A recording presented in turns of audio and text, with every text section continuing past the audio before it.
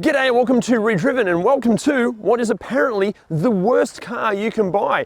That's right, the Holden or Chevrolet Captiva is widely regarded as this being utter crap. But the thing is, there are still loads of these driving around, and weirdly, they do have a bit of a fan base as well. So, like, are the fans right, or is the interweb right? Are these terrible? Is the Captiva nickname fitting? Like, what actually does go wrong with them? What do they like to live with on a daily basis? What do they cost to own and operate? And should you buy one? Yeah, let's find out. Now, these things have been available all around the world as, the Daewoo Windstorm or the Opel or Vauxhall Antara.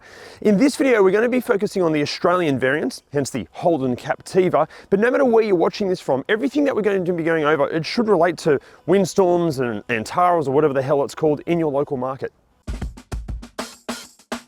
Now, the Holden Captiva was available new in Australia from 2006 to 2017. It saw a couple of upgrades in that time. And it was available in so many variants and specifications. Honestly, it was a complete shit show. It was totally confusing. But we are going to give you an overview of the Captiva range because it's really important to know what you might be buying, because otherwise someone might try to rip you off.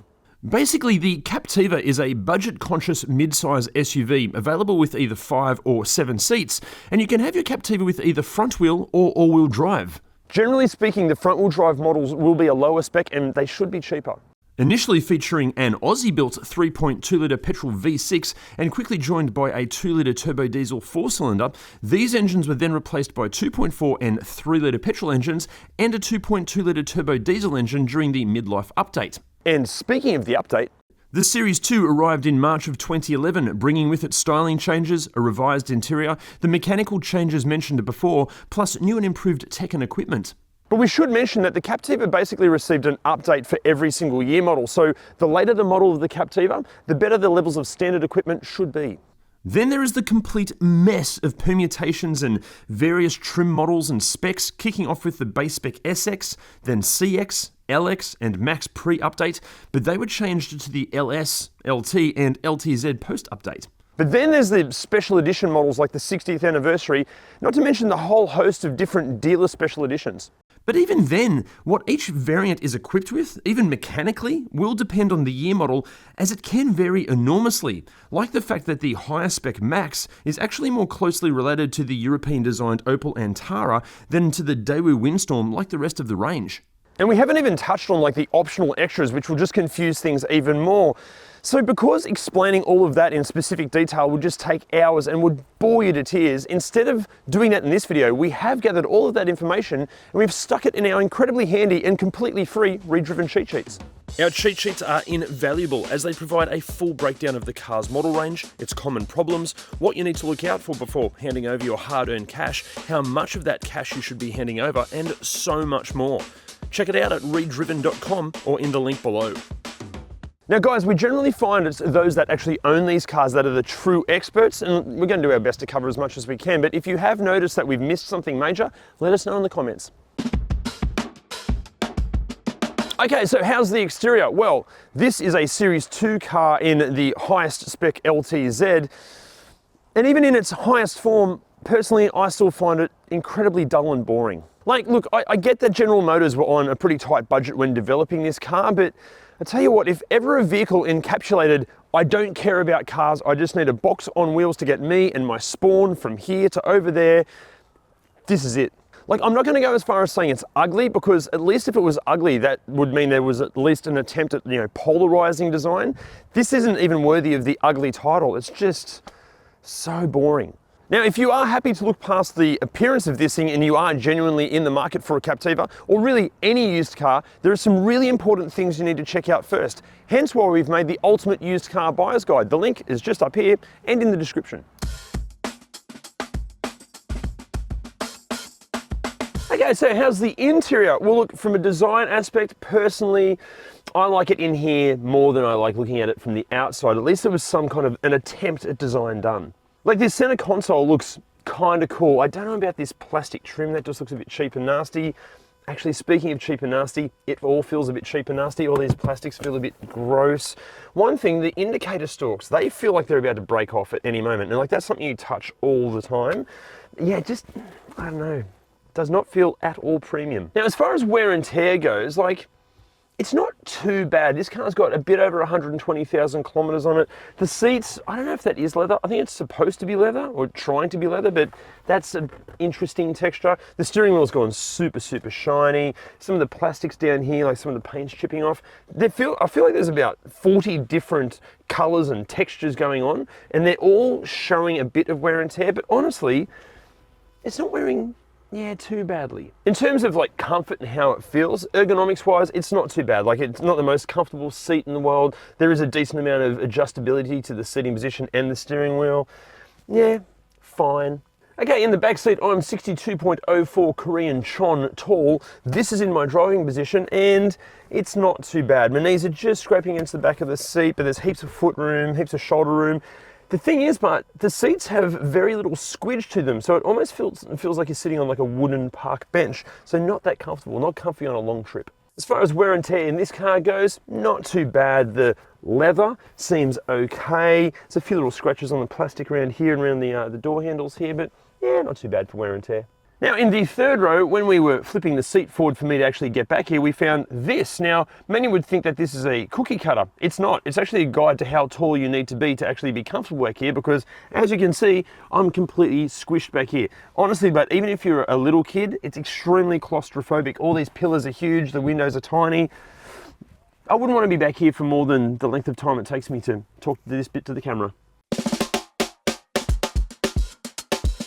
Okay, how's the tech? Well, how long's a piece of string? What I mean is that the levels of tech and the equipment and features that you get, they're going to vary enormously depending on the year and the trim spec of the car, but no matter what, they've always had a pretty good amount of tech and features compared to their competition. Early base models will include a 4-speaker stereo, air conditioning, CD player, cruise control, central locking, 12-volt power outlets, and an immobilizer. But at the other end of the spectrum, the most recent and top spec examples will have an 8-speaker stereo with MyLink infotainment system operated via a 7-inch color touchscreen featuring Bluetooth connectivity, Apple CarPlay and Android Auto, multiple 12-volt and USB inputs, satellite navigation, a reversing camera, parking sensors with park assist, heated leather seats, 8-way power adjustable driver seat, and climate control. Again, what equipment each Captiva will have will vary depending on the year and the trim spec, but to cover all of that in specific detail, just jump on ReDriven.com and check out that cheat sheet, or the link is down there in the description somewhere.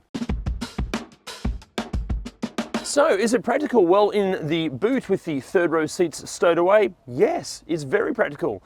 But here's the thing, as soon as you want to put humans in this third row, you end up with basically no storage space back here. Like, it's one thing to want to take your kids to whatever sporting event or artistic attribute they want to do, but unless it's, playing darts or interpretive dance, there's no room for their stuff anywhere. In practicality in the third row, you have Uno cup holder. That's it. In practicality in the second row, you've got a couple of nets sort of here. You've got some really, really thin door pockets, but they're only good for, really thin books. And then you've got 2 cup holders here and a spot for a phone, but it's going to have to be like a Nokia 3210 because no way an iPhone's going to fit there. And practicality in the front seat, here we go. You've got storage bin here. You've got a good spot for your phone just there. You've got 2 cup holders. Also, there's like a hidden compartment, which is massive. That's my entire forearm and hand in there. Excellent spot for your phone just here next to the charging points and USB inputs and auxiliary input. Excellent size glove box there. Bit of a net down here for really small fish. You could take the kids fishing. Good sized door bins for your ReDriven water bottle just there. There's a little cubby hole here for your, what is this? Lanolips 101 ointment. Ooh. And a spot for sunglasses just up there, and I think that's it. There's nothing on the dash, nothing under the seats. Really good practicality. Okay, so what goes wrong with these things? Well, look, after talking to a whole bunch of ex-Holden technicians and trawling through forums and reliability reports and customer satisfaction surveys, it seems that really anything that has a relationship with electricity, like say the lights or the mirrors or the doors or the windows, they can all freak out and also fail. Captivas fitted with sunroofs, just like this one, are becoming known to get very rattly and even leak. Speaking of leaking, this isn't like a common problem as such, but there are reports out there that the door sills are starting to leak. Now inside, it's pretty much the same as the exterior. It's just electrical gremlins galore. Everything from the ventilation and the air conditioning freaking out and failing, the gauges doing all sorts of crazy stuff, just not working or showing, you know, the wrong information, through to the infotainment systems also glitching out and failing pretty regularly.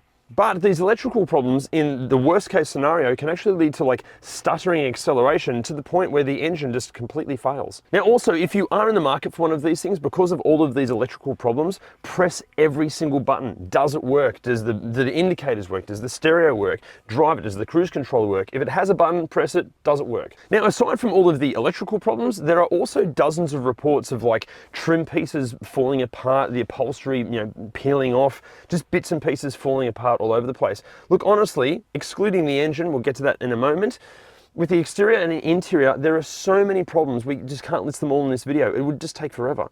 Now, before we get to those mechanical issues, and that's bound to be interesting, look, the only way that we can continue to make these videos is with your support, and all you have to do to support us is hit those like, subscribe, and bell buttons. Honestly, just doing that, it will help us out immensely. Now, here we go. Mechanically, what goes wrong with the Captiva? Well, I'd love to tell you, but I'm not a qualified mechanic, but Jim is. These things do have a terrible reputation for reliability, and it's pretty well deserved too. The worst enemy of the V6 petrol engine is the dreaded P0016 fault code. That's the camshaft-crankshaft correlation fault code. And what's happening here is the camshafts and the crank are out of sync. And that's because the timing chains have stretched or the guides have worn. It is a complicated repair, and most independent workshops can knock it over in a day, and it typically costs around $1,500. And it's actually one of those jobs where we would recommend you do use the genuine GM timing kit, because it's a far more comprehensive kit and it does just fit better. As for the 2.2 litre turbo diesel, well, surprise, surprise, it also has timing chain issues and turbo complications too. Now, in some cases, this can be caused by lack of servicing. Another common problem the diesels have is oil cooler failure. Now that's it there, I don't know if you can see it. What happens here, this fails and that forces engine oil into the cooling system. Makes a terrible bloody mess and it's near impossible to clean out. It can be repaired, a decent one of these with all the seals you need. Again, it can be done in a day and it usually costs about $1,200. The drive lines have plenty of issues too. In the all-wheel drive models, the transfer case often fails, and the rear diff and the rear diff coupling is problematic too. And an interesting statistic for you, a bit of a snapshot here. The last 15 Captivas I had here in my workshop, 6 of them required serious repairs over $1,000. Now, I'm not talking about wear and tear parts or any service-related costs. That's just major mechanical failures. That's 40% of them. Now, to give you some perspective here, if you look at a similar size sample of Toyota Clugers, less than 5% need repairs like that. Now, we should also mention that these Captivas have been recalled heaps of times for everything from like little niggly issues to genuine safety concerns. So again, if you are in the market, go through the service history, go through the history of the car, make sure that those recalls have been resolved. Is it safe? Well, the Series 1 versions of these received a 4-star NCAP safety rating, whereas the Series 2 received a 5-star. So yeah, it's relatively safe. But for an overview of what safety features and equipment that you can expect, here's me doing another voiceover, but this week I'm going to do it like I'm calling a horse race. The features are lined up for the Captiva Cup, and they're away. It's a clean start for the Captiva, but just like the tech and features, the safety equipment will vary depending on the year and trim spec, but the safety equipment that you can expect will include dual front and front side airbags, ABS backing off just a little bit now, electronic brake force distribution, brake assist, electronic stability control, not drifting at all as they round the turn, traction control moving forward nicely now, no slip there at all, hill descent control staying steady as they head down the straight. Ooh, a little touch there, that active rollover protection keeping the Captiva safe, while seatbelts and pretensioners with load limiters still remain misunderstood, but moving to the range topping in most recent models, you can expect blind spot alerts and rear cross traffic alerts. But forget any modern active safety tech like autonomous emergency braking or lane change assist, the Captiva is simply too old for that sort of stuff. Now again, what safety equipment each Captiva gets, it's going to vary dramatically depending on the year and the trim spec and all that sort of stuff. And again, for all of the specific details, just jump on ReDriven.com and check out that cheat sheet. So, what's it like to drive? Well, you know at the start where I said, it feels like this thing was designed for people that have no interest in cars? Well, that's exactly how it drives. Like, yes, the steering wheel changes its direction and the accelerator makes it go and the brakes make it slow down, but it doesn't do any of those things with like any real enjoyment. Speaking of the steering, in this particular car, it feels like it has flat tires all the time. Like it's very, very light just off center, but then when you turn it, like weights up it, not like in a predictable sense, it's kind of all over the place. Also, turning left is harder work than turning right. Not good. Even the ride and handling, like, it's not overly comfortable, but it's also not terribly bad. It's just like perfectly average. It just makes the whole thing feel meh. Now, as far as sounds go, look, in terms of rattles and creaks, there's a few little ones here and there, nothing too major, which is quite good. This one has the petrol power plant, and audibly, thank goodness, because the diesel engines in these, they can just sound like old trucks. But in saying that, being a petrol engine, it can be very thirsty. We'll get to fuel economy in a second. But to see if this thing maybe can be exciting, how about we perform some realistic performance times? So we're going to do 0 to 60 kilometers an hour and 60 to 100 kilometers an hour.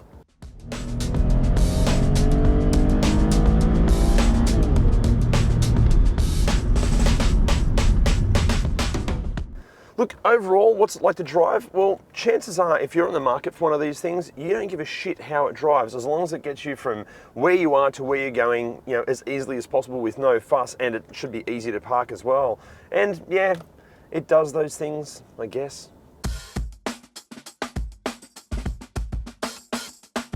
Pricing here in Australia kicks off from as little as $2,000, but at $2,000, it's going to be a piece of shit and is really only good for scrap metal. At the other end of the spectrum, some people are asking over $30,000 for their Captivas. Now, that is being extremely optimistic because no one should ever pay over 30 grand for a Captiva. Something like this, a 2015 LTZ in pretty good condition with relatively low kilometers, something like this is going to be asking anywhere from, say, 15 to 20 grand. And for pricing elsewhere on this planet, here's a graphic.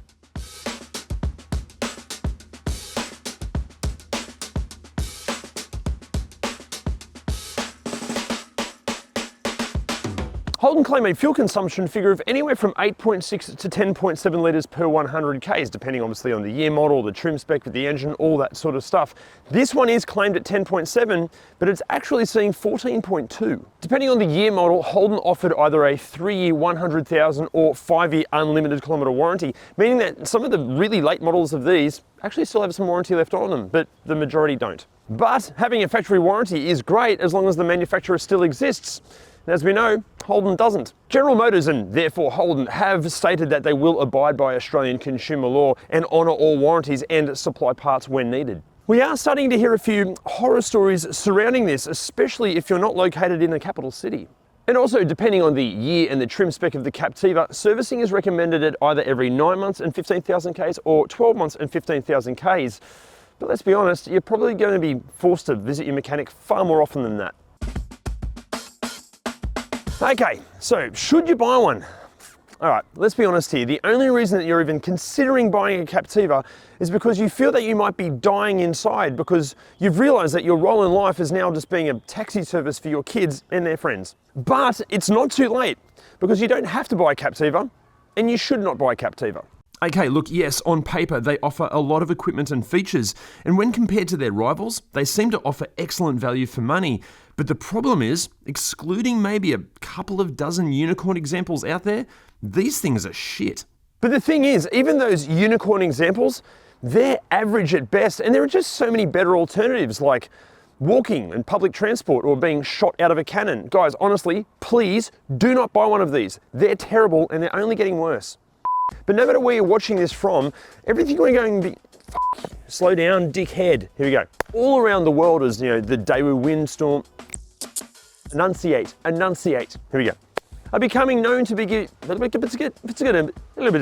and also, depending on the year and the trim spec of your Captiva, servicing is recommended at either, fuck me, come on. Here we go. Sorry, my brain is thinking faster than my mouth can possibly operate. Here we go. Now, after all of that, would you still buy a Captiva? Let us know in the comments. And if you are in the market for one of these, maybe you should check out one of these videos as well. See you guys next time.